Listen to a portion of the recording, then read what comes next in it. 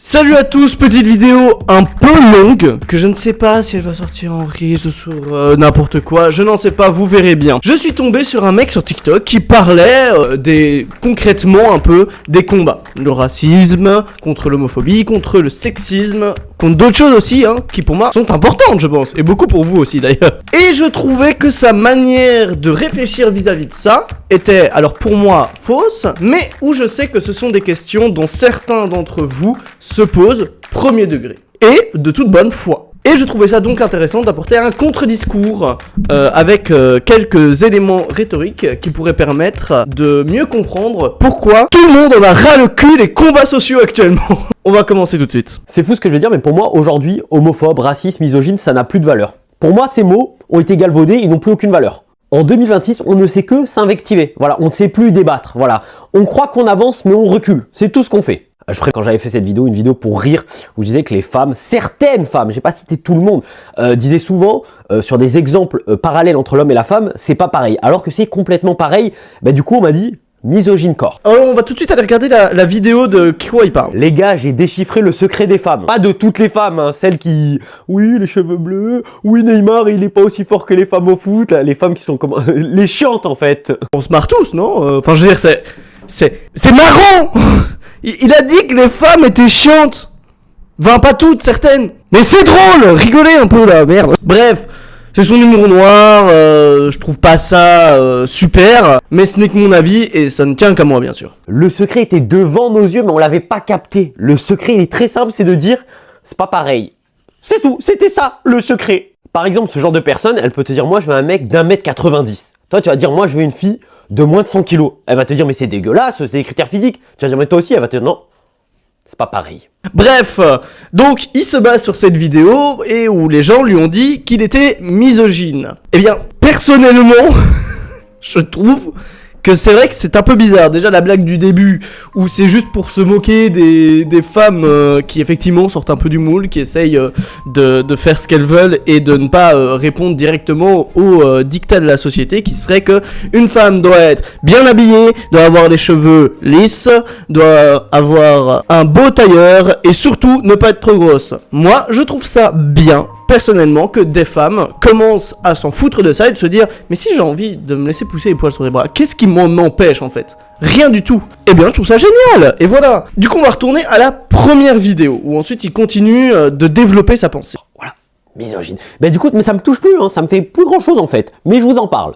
Je vous en parle aussi parce que j'ai vu une vidéo d'une fille qui expliquait tous les hommes, voilà, qu'elle se méfiait de tous les hommes parce que c'est vrai, ce qui est vrai, dit comme ça, tous les hommes peuvent l'attaquer, tu vois, quand elle connaît pas, ce qui est logique. L'homme est un loup pour l'homme, hop, on a tous peur les uns des autres. Putain, c'est un cours de philo, je me dégoûte.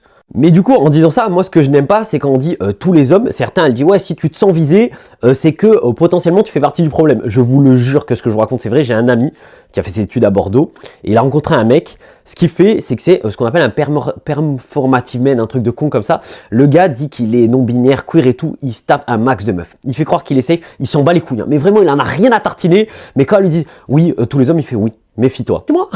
Et ça marche. Alors là, en gros, il va déblatérer sur, effectivement, les performative male, les trucs comme ça. Vous avez vu ce que c'est, hein. Moi, je trouve ça tout à fait dégueulasse dans le sens où toute la traîne derrière ça, c'est de faire semblant qu'on est ouvert et déconstruit uniquement pour être encore plus horrible avec les femmes. Donc toute cette traîne, pour moi, elle est limite dangereuse. Parce que ça veut dire que même pour les personnes auxquelles tu baisserais un peu ta garde, elles te manipulent volontairement pour que tu baisses ta garde. Donc tout part des choses horribles, c'est affreux, vraiment. Et moi, voilà, moi j'ai posé ma position là-dessus. À côté, il parle effectivement de la peur des femmes qui viseraient les hommes. Et il va dire ça ensuite. Parce qu'on ne se rend pas compte, mais ça existe aussi. Il y a des gens qui font les bienveillants, mais qui sont extrêmement malveillants. Et il y a des gens qui sont malveillants parce qu'ils sont juste malveillants aussi. Mais moi, ce que j'aime pas, c'est le côté amalgame. Parce que, tu vois, oui, pas tous les hommes, machin et tout. On crée ça, on dit, voilà, je me méfie de tous les hommes. Donc demain, quelqu'un qui a une société qui dit, moi, je me méfie des Arabes. De tous les Arabes, voilà. Parce que, dans le doute, tu vois, est-ce que t'es d'accord avec ce point de vue? Alors là, je me sentais de m'arrêter parce que je trouvais que c'était un point hyper intéressant. En soi, beaucoup de gens derrière vous peuvent se dire... No way, on est d'accord, si tu dis je déteste tous les hommes, c'est aussi quelque chose de pas bien. autant que de dire je déteste tous les Arabes. C'est rejeter une communauté entière sous des principes stéréotypiens et racistes, voire misandres, et donc on peut se dire, effectivement, le parallèle peut être rigoureux. Cependant, moi je ne pense pas du tout. Pour une raison que je vais vous expliciter ici. Il est en train de comparer un groupe qui est au sein de la société dominante à un groupe qui n'est pas dominant. C'est-à-dire que les hommes, être un homme blanc hétérosexuel, on fait partie de 3 groupes dominants dans la société. C'est-à-dire qu'on commence avec des avantages, des facilités. Quand on est arabe, on arrive dans un groupe qui n'est pas dominant au sein de la société. Européenne, occidentale, avant tout bien sûr. Et donc tout le problème est là. C'est que on ne peut pas comparer un groupe qui est dominant dans la société et un groupe qui ne l'est pas. Donc déjà, ça ne fonctionne pas, en fait. Ce serait plus logique de dire, effectivement, t'as quelqu'un dans ta boîte qui se méfie de tous les hétérosexuels. Sauf qu'il va pas dire ça, parce que le problème, c'est que personne ne se méfie des homosexuels. Des hétérosexuels, pardon. Parce que les hétérosexuels sont dans un groupe dominant, accepté, qui commence avec tous les avantages qu'un homme hétérosexuel puisse avoir dans la vie. Et donc, il est là le problème. C'est que pour se faire rendre compte du côté misandre de cette déclaration, il est obligé de le comparer avec un groupe non dominant de la société qui, pour le coup, subit réellement les discriminations. Et attendez, je vais développer un peu plus, on va écouter la suite de la vidéo.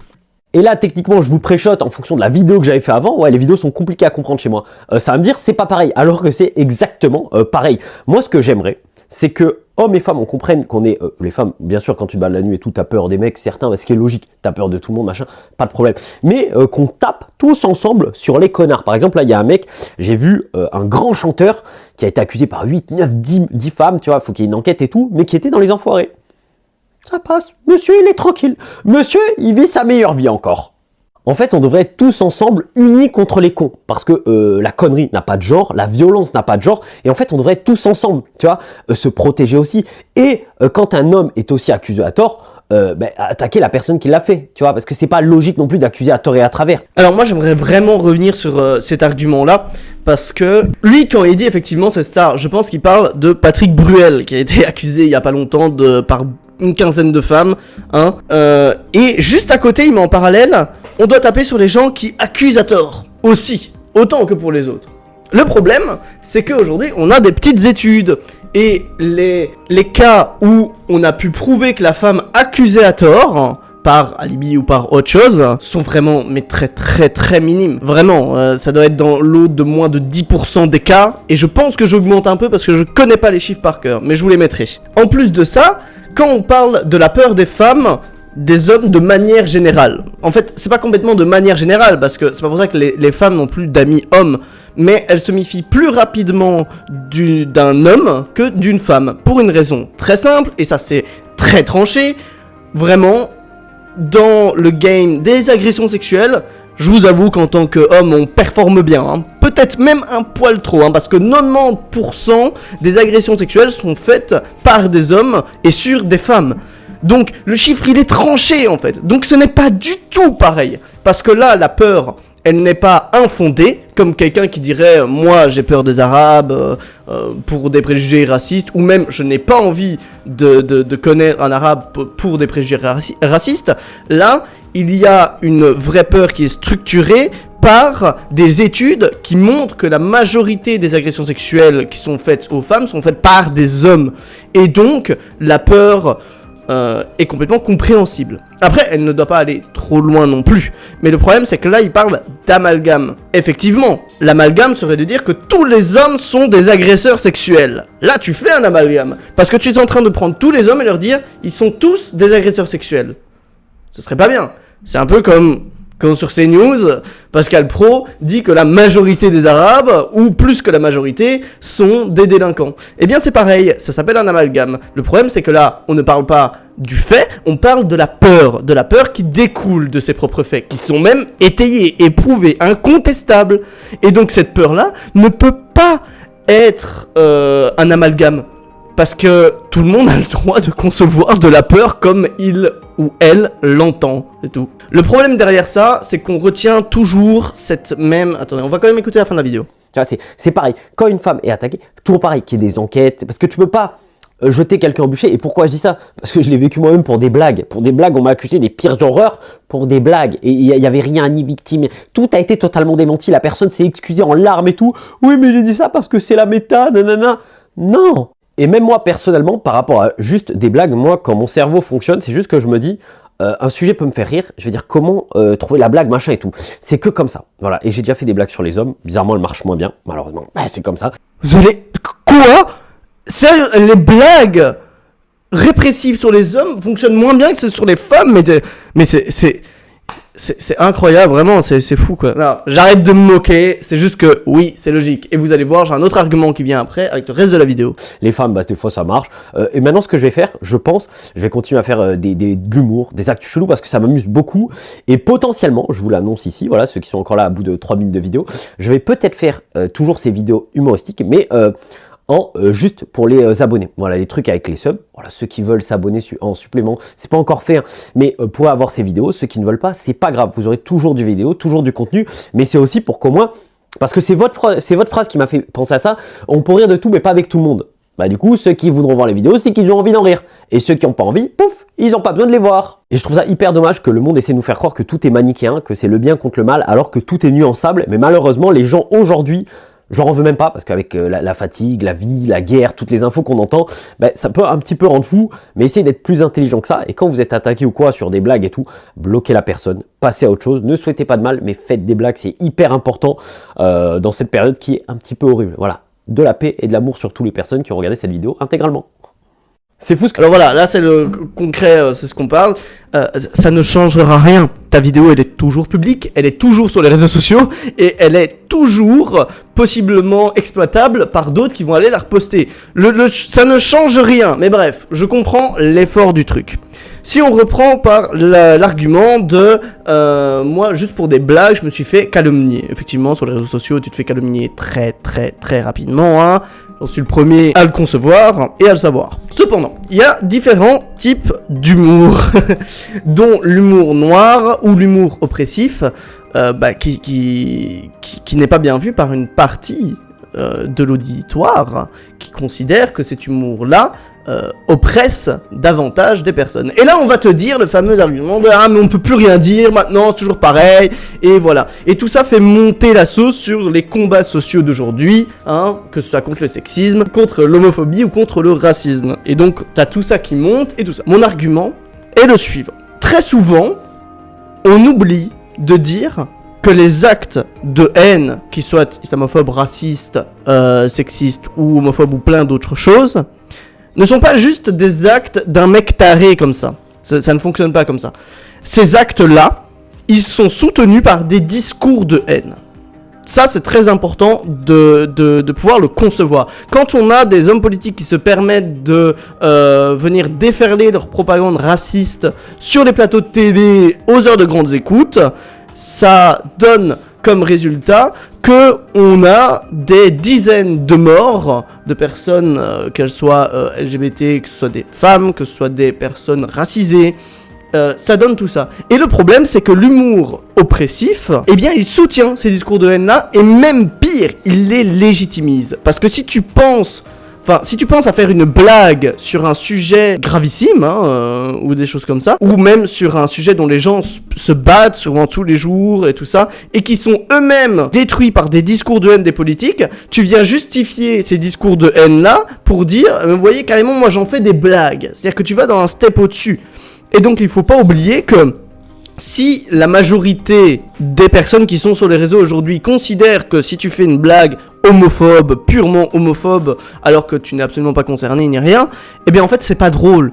C'est pas drôle parce que ça vient opprimer toute une communauté entière. Et faire une blague sur une personne, ce n'est pas la même chose que de faire une blague sur toute une communauté entière. Et c'est donc ça dont cette personne oublie de parler, c'est que aujourd'hui, on considère que cet humour-là n'est pas le bienvenu parce qu'il est oppressif. Mais donc voilà, je voulais absolument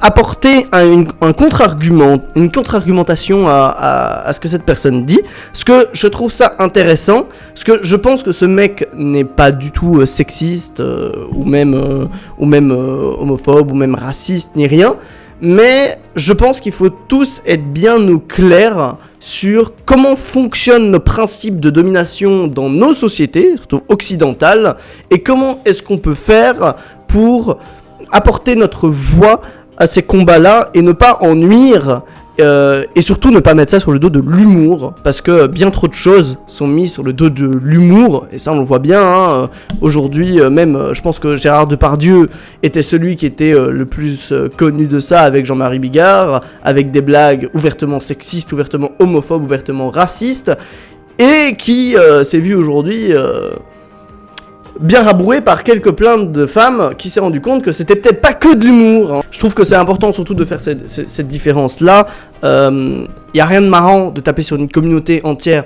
C'est-à-dire faire une blague à ton pote qui est gay dans un bar et tout ça parce que tu sais qu'il va se marrer, parce qu'il a de l'autodérision et tout ça, ça c'est cool, ça c'est friendly, ça c'est sympa, et ça ne vise pas une communauté tout entière. Le problème c'est que soit ce mec-là va aller attaquer une personne uniquement son orientation sexuelle, et dans ce cas-là, bah, c'est quand même oppressif, c'est homophobe hein, en fait, hein, concrètement. Et même si tu te mets derrière l'humour, ça reste complètement homophobe aussi. En fait, c'est juste que, plus dans le sens, si vous voulez être sexiste, homophobe ou raciste sur les réseaux, allez-y, je vous en prie, il n'y a pas de problème. Mais nous, on ira vous combattre.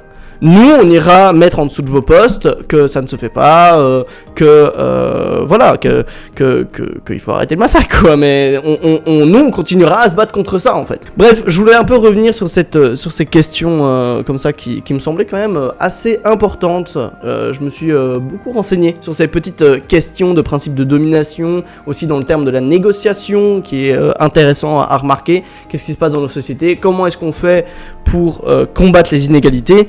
Et je voulais redire encore une fois que je n'ai rien contre ce mec en particulier, bien évidemment, je n'ai aucun problème avec lui d'une quelconque manière, je ne le connais même pas.